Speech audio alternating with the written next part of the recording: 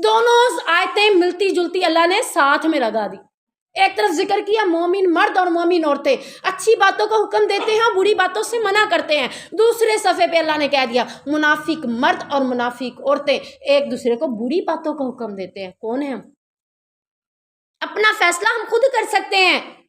ये जो खुशफहमी में बैठे हैं ना कि मुसलमान है जन्नत में चले जाएंगे, यही मुसलमान है जिनका नाम मुनाफिक भी है और जिनका अल्लाह ठिकाना क्या फरमा रहा है कि सबसे निचला दर्जा जहन्नुम का मुनाफिकों के लिए है।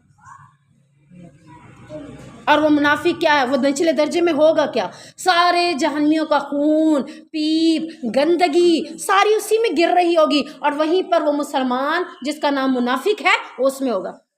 अब मुनाफिक की अल्लाह ताला ने निशानियां बता दी कि मुनाफिक कौन है। नंबर 1 उसका कुरान में जिक्र करते हुए फरमाया कि वो बुराई का हुक्म देता है, नेकी से मना करता है।